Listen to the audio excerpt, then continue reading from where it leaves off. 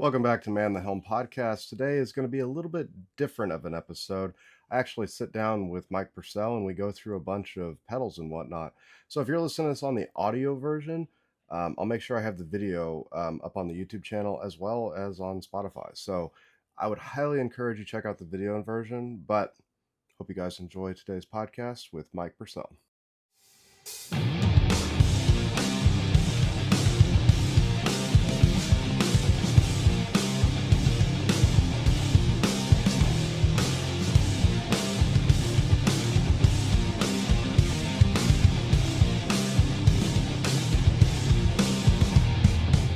Welcome back to Man the Helm podcast. This is the second in person, and I have a returning guest, Mr. Mike Purcell. How's it going, dude? Good, man. I'm back. You are back, man.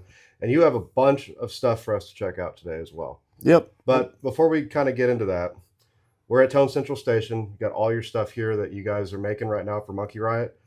What's been happening in the past? Because it's been, what, a year and some change, a year and a half? Yeah, I think when we did that original podcast, I don't know if I had anything out at that point. And now I've got, let's see, 1, 2, 3, 4, 5, 6, 7, 8 pedals that I've released. And I've got a 9th coming that's a collaboration with Haggtronix. Nice, yeah. But it's just been fast and furious. I've been doing a pedal maybe once every 3 months, something like that. Yeah, so you've been busy, man. Yeah, I just got too many ideas and, trying to pay for everything. Yeah, I mean, that's kind of the two edges of the sword, right? Yeah. You have too much ideas and not enough time to do it or not enough money to do it. You know what I mean? Yep, both of those. One of the pedals that you were working on that I still have the prototype to was the Tempest. And dude, that is the gnarliest fuzz, delay, weird. I can't describe what it does because it does so much, but at the same time, I don't want to say there's a awesome use for it, but I just haven't found it yet. Yeah. It's one of those where everything's real interactive. So all the controls, and every time I sit down with it, I find some new kind of sound. And the prototype that you got, I worked on that pedal for about 4 years, and I had found the design originally on the Stompbox forums, this real kind of stripped down, original design on it. And it was cool, but there were a lot of really rough edges on it. Yeah. And with the prototypes, I was trying to kind of fix those rough edges. But what I'd do, I'd work on it for 6 months and not be able to get everything where I needed it to. And I'd put it away and come back to it the next year. And last summer, I just finally sat down and figured out the last couple things because I love that circuit. You know, it's weird and it's wild. And it's a creative tool. Yes, that's 100%. I used that when my friend and I were trying to come up with some songs. I used that for a lot of layering and like gnarly ambience that I had way low in the mix, but just added this like almost foreboding sound. Very, very cinematic usage of that pedal, I guess would be the best way to say it. But it worked so well in that application. It's great. It can do some really intense things and perfect for that layering ambient soundscape. Well, and I think when I was using it, I had the fuzz knocked down pretty low. Mm-hmm. So it was still kind of like, it was gnarly, but it was more glitchy at that point. Right. And the delay that was, happening over top of it was one of those where we kind of just turning knobs and trying to figure out what was going to work. And then like we kind of came across that setting. We're like, yep, that's it. Yep. Let's go ahead and track this real quick and call it good. And good luck getting back to that setting. 100%. I've listened back to that because I was thinking about that when we were going to schedule this interview, and I was like, dude, I need to break that pedal out and make a demo of it and show like what we're doing. And dude, I sat for probably like 2 hours almost trying to like figure out, like, I should have just taken a picture. Mm-hmm. That's what I should have done. So for those of you that are recording and, making noises with awesome pedals, take pictures if you're not going to remember what they are, especially for prototypes. Yes. Yep. But we have some of your awesome pedals here, and I kind of wanted to talk about each one individually. I got, one of my guitars here and play through them, and you can kind of talk us through like each circuit if that works for you, man. Yeah, I'd be happy to. Okay, cool. So In typical fashion, what's the YouTuber thing? Here's my clean tone.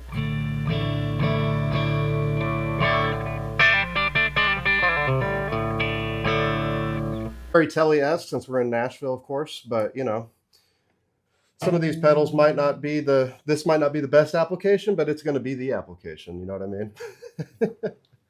So let's talk about what we got here on the first one, the big one. Big one. So that is a JFET overdrive. It's just kind of a standard design. There's a lot of pedals out there that do the same thing. This is probably closest to the Small Sound, Big Sound Mini. But, oh, okay, yeah. But things like the Fairfield Barbershop overdrive. Benson has a cascaded JFET design. It's just something they came up with that kind of emulates a tube preamp.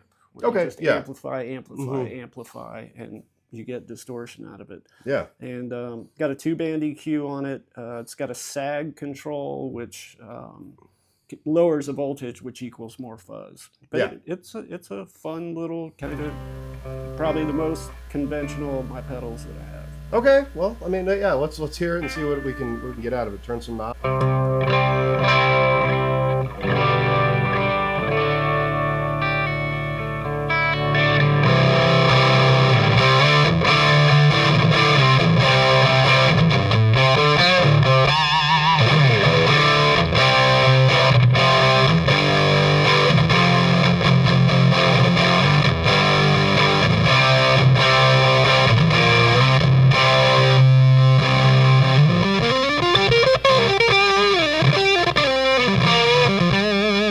I like how glitchy that gets at that point, man. That's rad.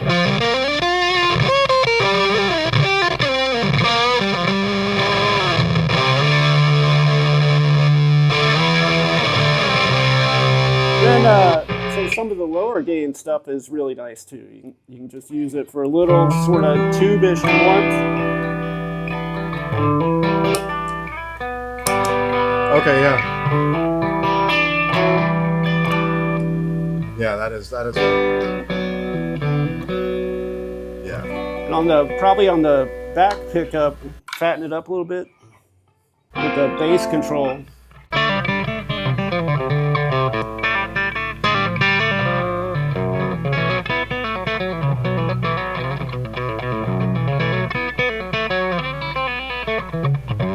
Yeah, that's rad, man.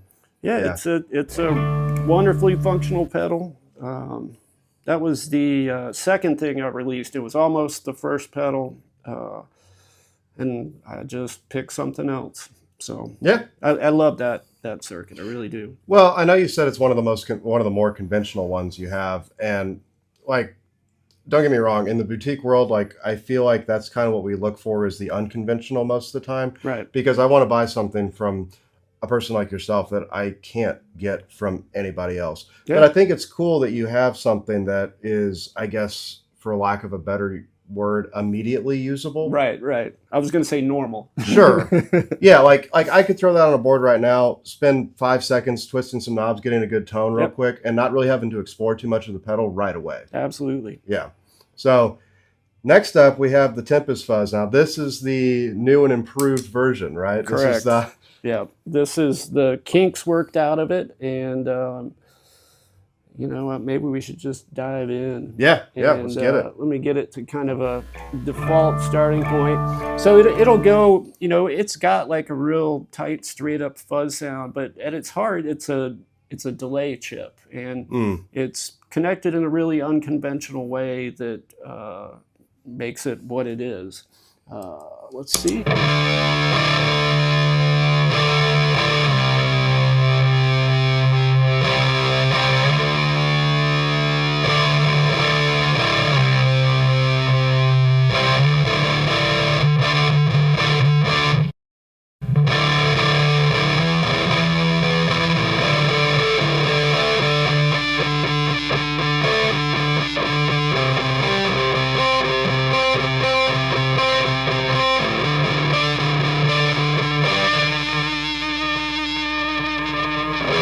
I feel like I got it down. Yeah.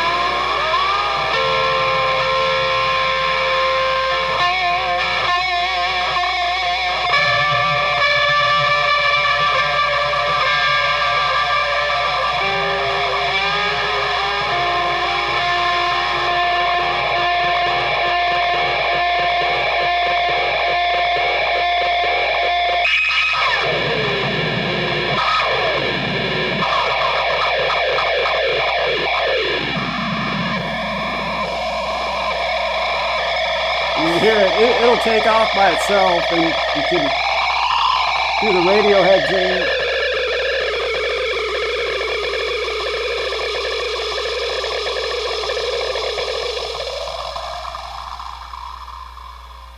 You know, honestly, we could spend like half an hour on this one. And yeah. There is one cool thing. This one will do an octave fuzz at that setting. I think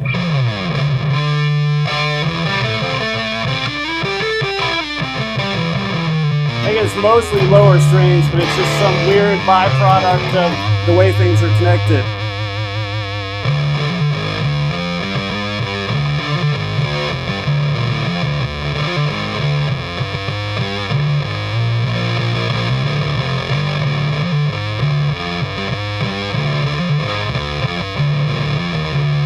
Here's one other cool sound. You get kind of this reflective room sound. Let's see if I can find it.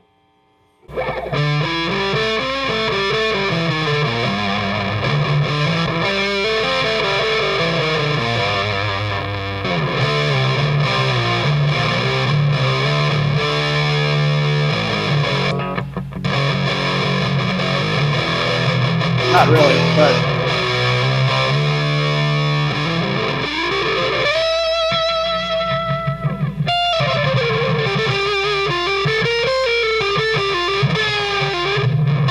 Hey. Yeah, there it is.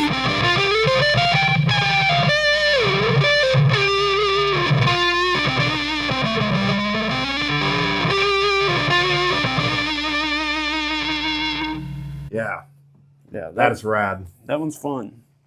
Well, and like we kind of talked about with your prototype, I mean, there's so many options. Yes. With that, like the tonal landscape of that pedal, I feel like is probably not infinite, but it is pretty damn close. Yeah, it's it's a fun one, you know. And the thing I said it before, the creative tool thing. It's one of those pedals where you pick it up and you play something you've never played before, right? Because it takes you to a different place, you know, and you come up with these ideas that you wouldn't have. Yeah, and I think that's why I like showing off these types of pedals from makers like yourself, because they're not just like, yes, aesthetically, it catches the eye. Right. You have awesome housings for all of these pedals, and the graphics on them are super rad. But then when you play it, like you said, it's like, it's not a typical like, oh, it's a compressor, so now I need to play this. Right. Oh, it's a tube screamer, so now I have to, like, you get set in these ways of this is what I have to play with this type of gear. But with this, it's just like, oh man, what do I do? Yeah, yep. You know, it's very freeing. Exactly. Yeah. And so what that is going to enable you for the most part is, you're, like you said, you're going to come up with stuff you would never ever think about doing, man. So, I mean, that's I knew when you let me get that prototype that I remember telling my buddy about it. I was like, dude, if he nails this, he's going to nail it. And I think you really did, because I know you were kind of on the fence about like still working on that pedal and that circuit at that time. Yep. But I'm happy. I'm super glad you did that, man. Thank you. Yeah. Thank you. So next to that, we have the Rippletron. And this is probably, from the videos that I've seen, one of my favorite pedals from you. I've never actually had the opportunity to play it. No excuse on my end. You got them here at Tone Central Station. But, you know, I really enjoy the videos I've seen of this. So what is this pedal all about? So it's a modulation pedal. It incorporates elements of vibrato, you know, pitch modulation, also tremolo, and it's got a little bit of a phasing that goes on. So it's not a straight up vibe pedal or a straight up tremolo pedal, but just kind of incorporates all those. And yeah. So it's just a weird little modulation pedal.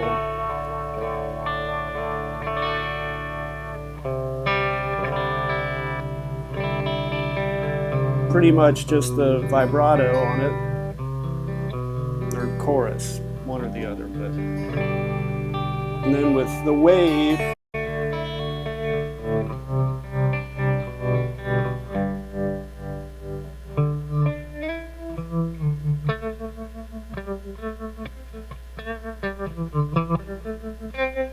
and then what the filter control does is it adds a little bit of resonance to the sweep, so you kind of get a Ottawa type thing. Oh, okay, yeah.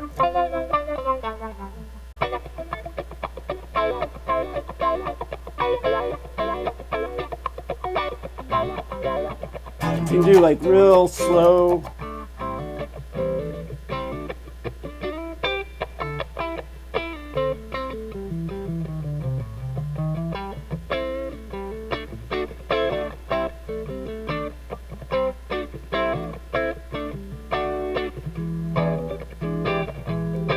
So we get a Leslie type thing.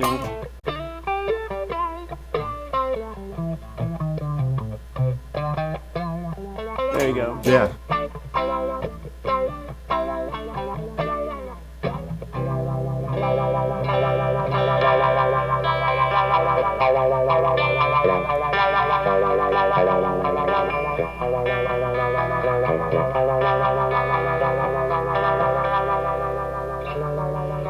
And inside that guy, I've had a lot of bass players that are into this as well. And I've got some dip switches in there that you can flip it over to bass mode and you get more low end out of it. Oh, cool. So, Yeah. kind of, not just a guitar pedal, but you can run a bass through it and still preserve all that low end that you need on a bass. Well, I could definitely see how that would be super cool. Yeah. On that bass end, especially with that instrument, man. That'd be super rad. Yeah, it doesn't disappoint. Once again, I think we're in the realm here of quote unquote normal. Yeah. Ish. Yep. But it's got a different type of vibe. It's like it's not a one-trick pony sort of thing. Right. Yep. I mean, I love straight up vibratos, and I love tremolos, and it's kind of nice to have all that combined in those in one place. Absolutely. It gives you a little bit more of a palette to play with.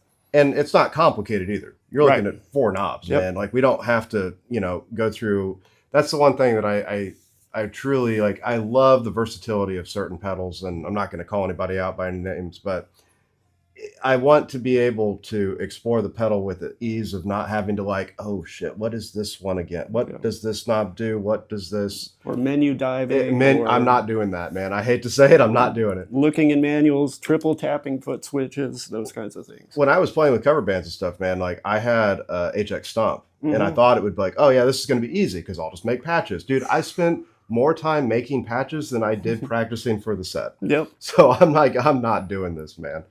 But yeah, that's super rad. So what do we have up next to it? Subsonus. So this is fuzz sub-octave synthesis pedal. Okay. And it's just, this one's really weird. It's one thing on this, it's monophonic. So it's one of those kind of octave pedals where you got to do single note stuff. You can do chordal things, but it doesn't sound that great.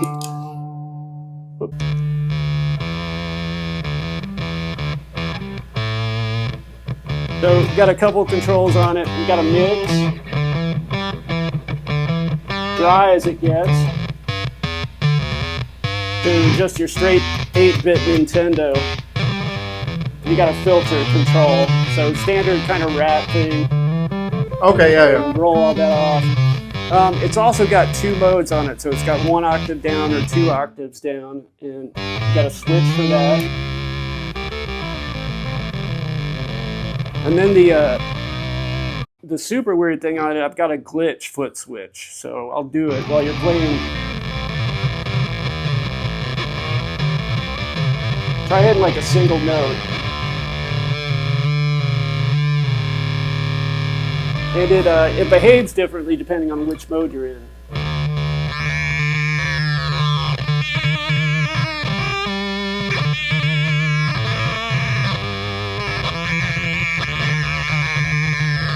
So That's rad. Yeah, that's on a momentary foot switch, and I kind of went back and forth whether I wanted it on a latching or a momentary, and went with the momentary. I think the momentary is where it's at, man. Yeah. Because even in this side, like this like medium-sized board, like I wouldn't feel worried about touching anything else. Right.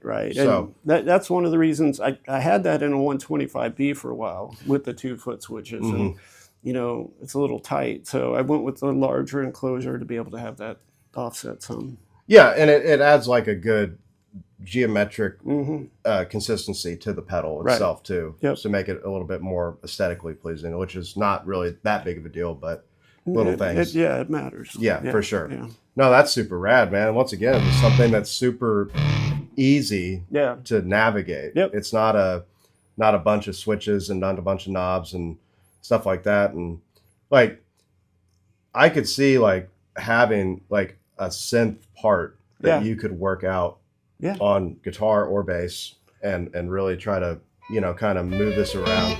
And, and I think of this as another one of those sort of creative pedal tools, like for coming up with strange ideas and things, because it makes you play things that you wouldn't normally unless you had that fuzzy sub-octave under it. Right. Well, the first thing I'm thinking about is like a super nasty melody over something, you know what I mean? Just to have like a real punchy, something. That's the first thing that comes to my mind is like have something really gnarly as far as a rhythm section, and then having that over top of it. Just I've used that in the studio for just like weird ripping leads. Those kinds of where you just want it to jump out and grab somebody, and that's a perfect tool for that. That needs to be in the cabinet all the time, ready to give to the musician. Yep. Yeah. And that's one of my more. I feel like that's more of a one-trick pony, so it's a little bit more affordable than a lot of the other things. Sure, yeah, but the thing is with it does the one thing, but it does the one thing a bunch of different ways too. Right. So I get what you're saying. Yeah. But I would maybe humbly disagree just a little bit. That's a good point, and I think you're correct. So no, that's super rad, man. So.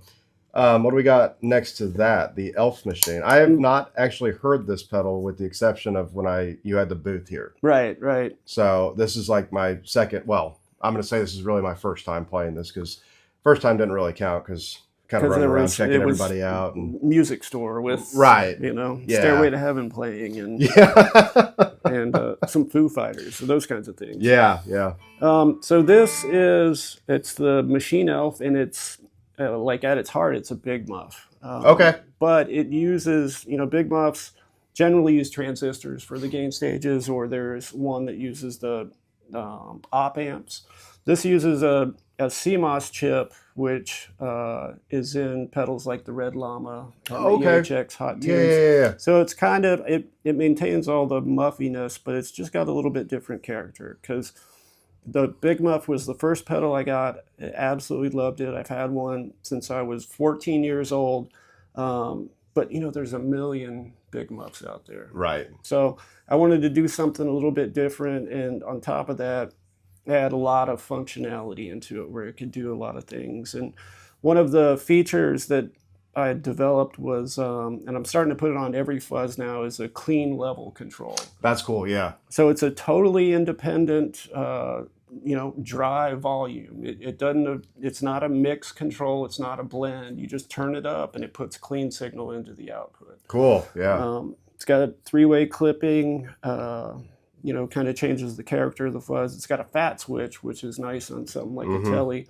And then you'll find a mid switch on Big Muffs a lot, and on this one it's a mids boost, regular Big Muff, and then a super scooped. Sweet. Okay. Instead of the flat thing it's like now we turn up the mids. So let's go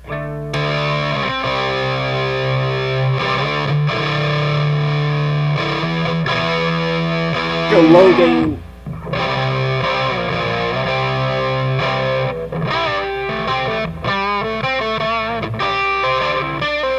They're almost overdriving. A little bit, yeah. So the clip switch is cool because it's sort of a germanium-esque mode. And that's probably how you get the lowest gain sounds. Yeah.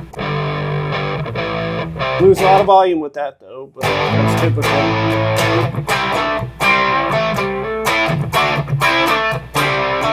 Oh, the other thing, we're in mids boost mode right now. Okay. So that's cool. Let me flip it to the normal thing.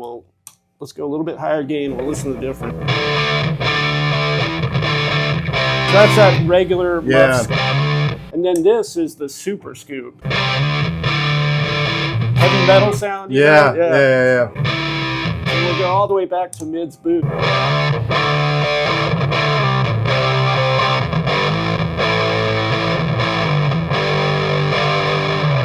Let's do normal Big Muff and sort of dynamic.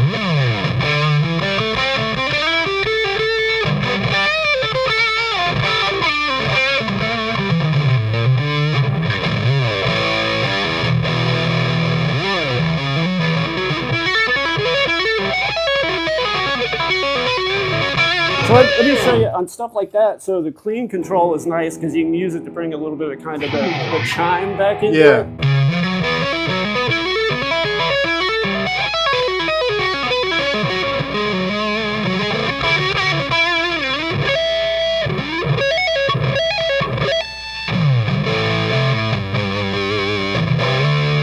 Yeah, it's great for bass players. This is another one that'll work on bass with the fat switch. On a bass, that clean control brings the low end back, but on the guitars, it's kind of the jangle and the transient and the attack that the fuzz usually smooths out. Yeah. And man, it's I don't know. I really like this one. I like every big muff I've ever played for the most part. But let's see. That's another clipping mode. Turn the fat switch off.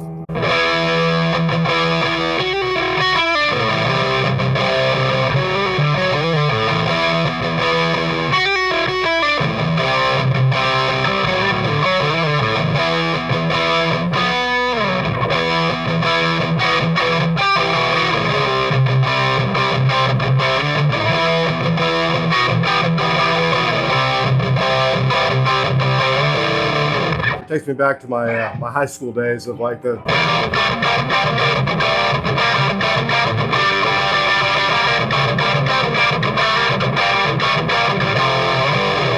Yeah, that's cool. One other cool thing is, the David Britton at Red River is a good friend. Red River Amplification. Yep. I always take pedals over there for him to like get feedback on them before I release them. And the thing he did with the clean control is he was using an overdriven amp. Oh yeah. So he would use that to kind of layer this fuzz because he got independent control over the fuzz, and it was just a way that I'd never thought of using it. Well, having that option to dial in some of your clean signal or whatever the signal is you're giving to it, right? That's always a cool option because you never know what you can do with it, as far as like you said, layering that sort of tone, and especially like you said for the telly, immediately noticed that like it just brought some more life. Back to it. Absolutely. So yeah. Super rad, man. Cool. So after the Machine Elf, we've got the Backseat Driver. Yeah. This is another one that I really dig. And I was really torn between the big one and this one when I was first playing them. Yeah. Because I was like, man, these both are awesome. But I was trying to figure out like which one was like, I guess, quote unquote, my favorite. But I think they both do something. Yeah, they're pretty different. The Backseat Driver, I found this designed for a pedal called the Big Jam Space Driver. And so it was from the 1980s. It was Big Jam was a division of Multivox, and they made these poorly built, crappy plastic pedals with like these little sliders on them. Yeah. And but what it is, it's a amazing design, a really good idea, but it's just a Dynacomp into an electro distortion. Oh, okay. And so it's this combo, and that design was very 1980s. It wasn't very loud. It didn't have a lot of gain. It was kind of bare bones. And I took that and kind of modernized it a little bit, got the volume up, just added some extra features.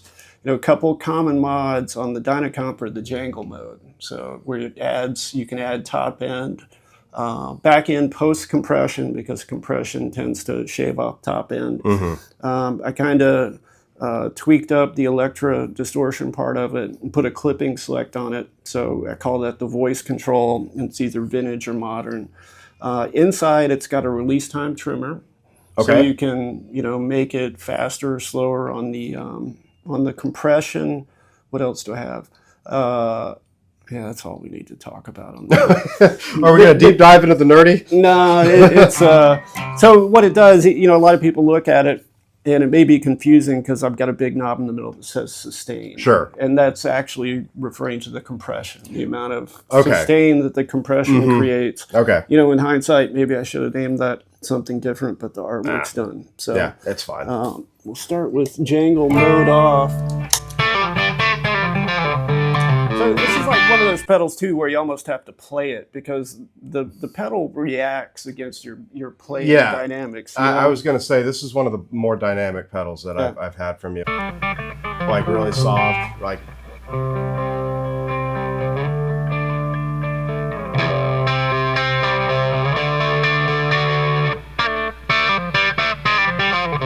I really like it for that like extra overdriven. This is the jangle mode on that.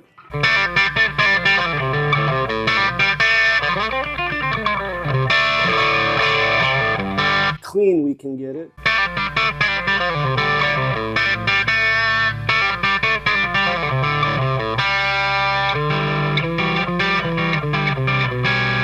So that's the modern voicing that's a little bit more level. We can go to vintage.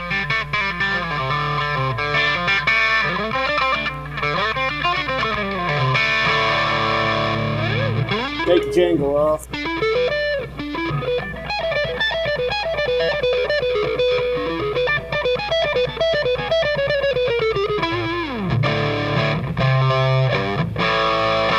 Let's crank it.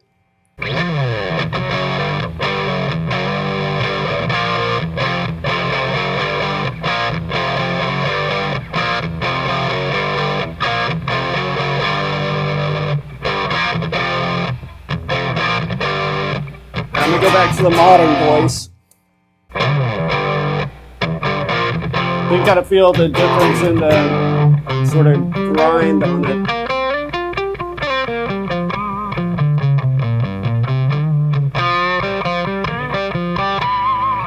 Yeah, that one's fun. I'm really proud of that one because that was another one that I worked on for a long time to get it exactly where I wanted it, and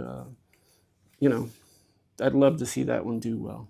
Yeah, I mean, I like I said, like between the two, I think for the dynamics between the big one and the backseat driver, I think the backseat driver is where it's at. Yeah, at least personally for me, just because of the options and the dynamic ability in comparison. Not saying the big one's not, but it's just different. Yeah, right.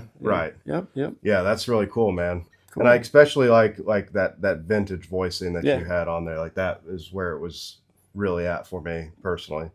Yeah, so. Yeah, I like that more as well. And the jangle mode's great. Yeah. Because what you can do with like a humbucker guitar, you can turn that on, you kind of get that single coil-esque effect on it, which is nice having a switch without having to switch guitars. Right. I've had too many gigs of playing a Les Paul where I have to try to make it work. Right. And you can get there. It hit the EQ with the high inject. Right. And God forbid you forget to do any of that, because then it's just like, oh, what are we doing here? Yep. Jimmy Page over something that needs a nice tele solo. Right. Yeah. Right. Cool. So after that, we have the Retro Fuzz. Yeah. So Retro Fuzz is it's kind of my version of the Rush Pep Box. I sort of avoided all those vintage fuzzes for a long time because I had that mindset of this is a relatively simple circuit. How can it be cool? Which is dumb. And I built a commission for a friend of mine and of the Rush Pep Box with some mods on it, and it just sounded great. Yeah. And I wanted to do something that was a little bit more sort of stripped down. To have something a little bit more affordable. And I don't have a circuit board with me. I'll get you a photo if you want, but it's a vintagey circuit board. It's got curved traces on it where you can see the copper through them and everything. It's just a kind of a vintage fuzz. I got a bias control on it and a tone stack, which were not on the original. So you got a little bit extra control. And let's see.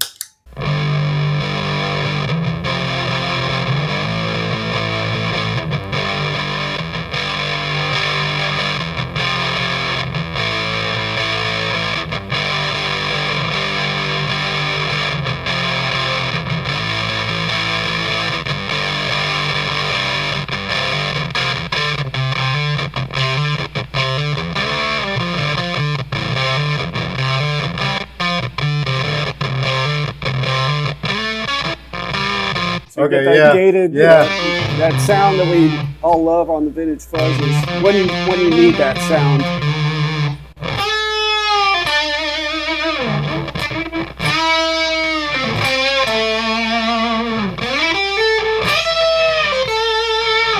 Back the fuzz down a little bit.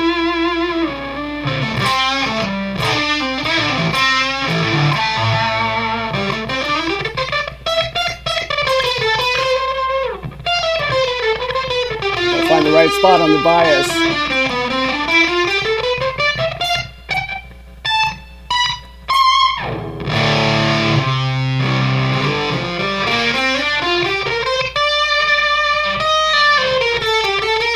The tone control's got some range on it. That's actually the stock Rush pet box sound. It's kind of bright. And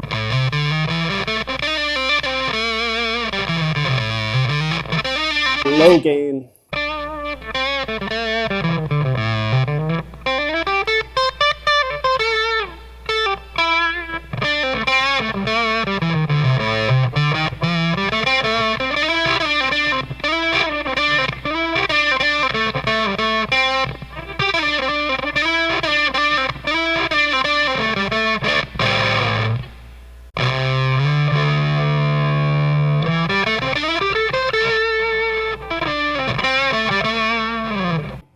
Fairly conventional, old school fuzz sound.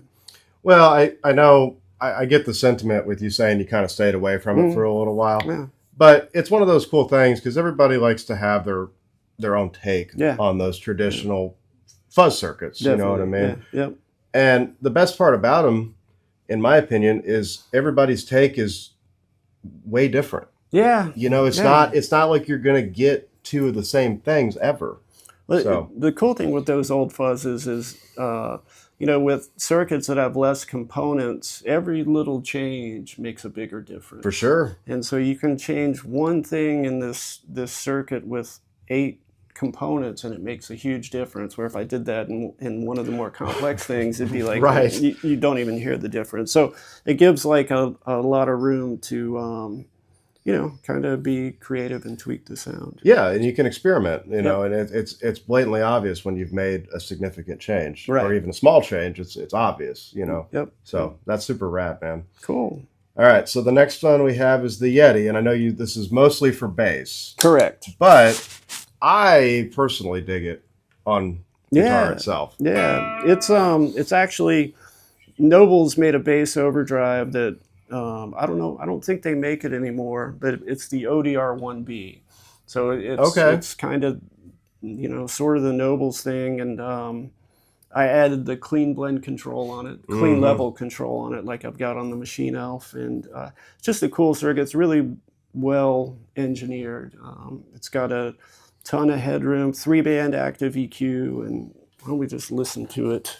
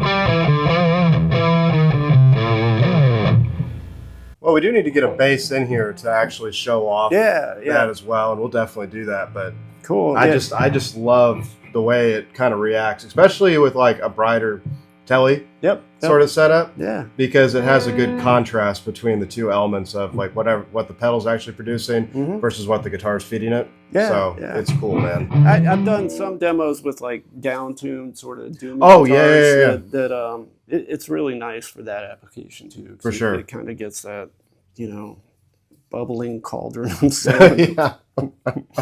Cool, man. But like I said, we'll definitely get a bass in here to kind of show off that aspect of it as well, because I don't want to sell it short just by playing it on guitar. Yeah, the when we get to the bass, I'll show you. But the low gain sounds on it are really nice. It's kind of like a Ampeg B15, sort of that vintage kind of fat, slightly gritty, dark that I really dig on bass. Cool.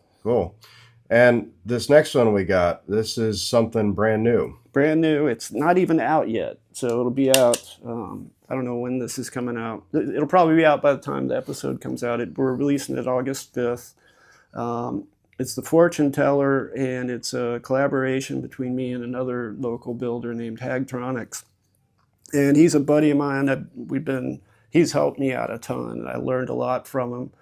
And I think both of us were sort of in creative ruts, and he had this idea to combine two pedals. Cool. So one side is my Rippletron, and the other one is the chorus from a pedal of his called The Season of the Witch. Oh, nice. Yeah. And it's, like extra features. We added a direct out, so if you're running a 2-amp setup, you can have a wet, dry type of thing. Awesome. And added an order switch on it, too, so you can flip which one is first, because you kind of get different sounds.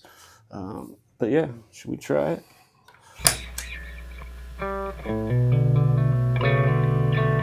Just the chorus side. It's nice.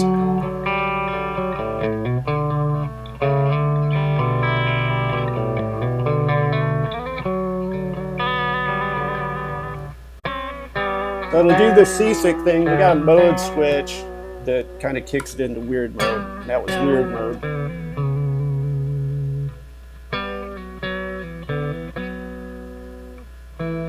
So let me kick on the Rippletron.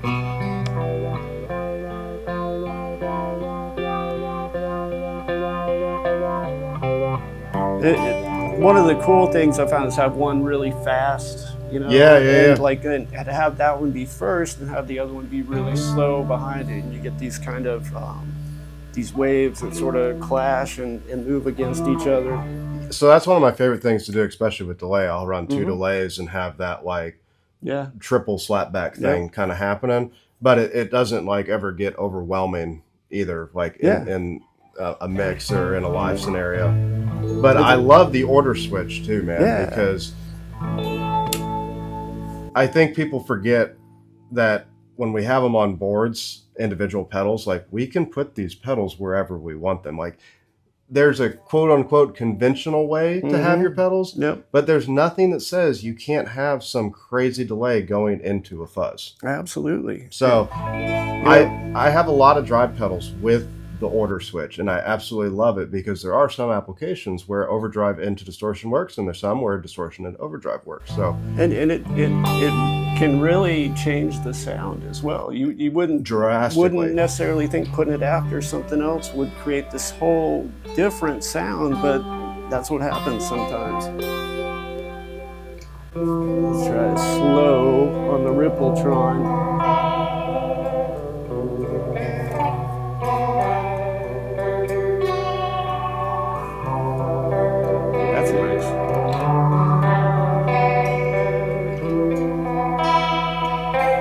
Really nice.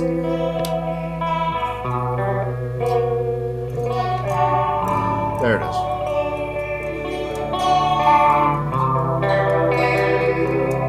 Try a tremolo thing into. There we go. Slow down the chorus.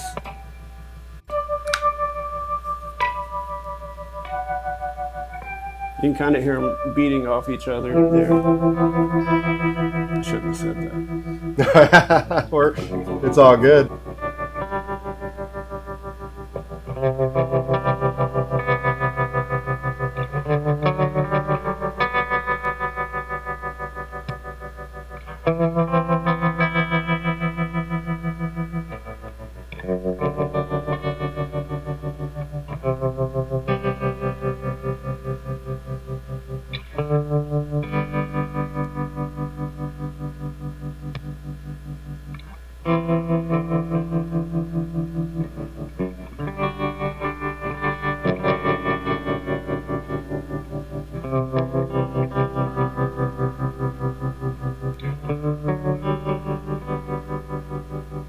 So another one of those, kind of like the Tempest, where you got a ton of options. Absolutely. With the way they kind of interact with each other. Well, and I mean, immediately when I'm playing through it, it sounds like once again, I could use this as a main part of a song. There's so many different applications for layering on top of an existing project. Yep, and it's got controls, a bypass on each side. Right. So it could be that thing where in the choruses you kick on the extra whatever, and you have this nice slow chorus through the rest of it, and some weird tremolo. And yeah, that's the other thing I was thinking too. It's like, so in the application of a band, like obviously I don't want a bunch of busy stuff happening while someone's trying to sing. Right.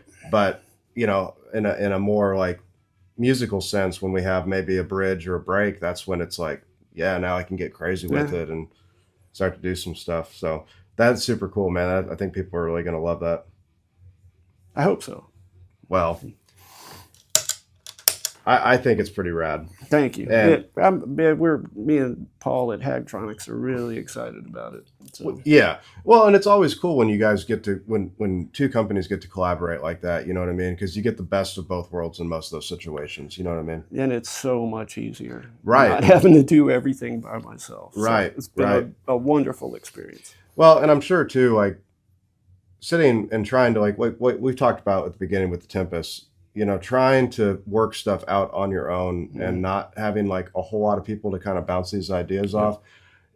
I'm sure it gets to the point where it's like, okay, I just don't know what to do anymore. Yeah. Well, it's like anything with music, you can get tunnel vision. You become obsessed about one thing, and that one thing doesn't matter. But you've spent hours or weeks working on something. So for sure, yeah, perspective is important. Awesome, man. Well, I'm really happy that you brought the demo board, man, because this is definitely an unexpected treat that I wasn't expecting to do. Thought we were just gonna, not that I'm complaining, but sit and talk and have a good time, which is still what we did, but getting to play some awesome guitar pedals is an added benefit. Yeah, man, I love this. I think it's awesome. So before we wrap this up, what do we have going on for you? I know you got the Fortune Teller coming out in August. Yep, August 5th. Anything outside of that in the future that we can talk about? Or yeah, we're doing a kind of builder event. We did one in June here at Tone Central Station, September 13th. It'll be noon to 5. It's a Saturday. And I think at this point we've got 11 or 12 vendors. So sweet. Be a lot of people, a lot of local guys. Got Red River, Rose Electric. Let's see who else. We've got Alan from Radio Wave Effects, who's in Lexington. Cool. Yeah. And he's making some cool stuff. He'll be here, and a bunch of other ones that I cannot remember at this point. That's all good. Yeah, so, we can find the event. We'll definitely have a information up very, very soon. Cool. So they're cool. Everybody has a table. We usually have every vendor has a headphone station. You can just sit down and listen to these pedals and talk to the builders, and it's a lot of fun. Is that going to be here? It's going to be here. At Tone. Okay, cool. That's what I thought. I just want to make sure. So awesome, man. So early September, man. September 13th. Yeah, dude. Yep. Sweet. So, all right, cool. Well, I will have a link to all of that down below in the show notes. I'll have Mike's website along with all of his socials for Monkey Riot pedals down in the show notes as well. And we'll also have Haggtronix in there as well, since we're having a collaboration pedal. So everything down there, check all those guys out, show them some love, and we will check all of you guys next week on Man the Helm Podcast.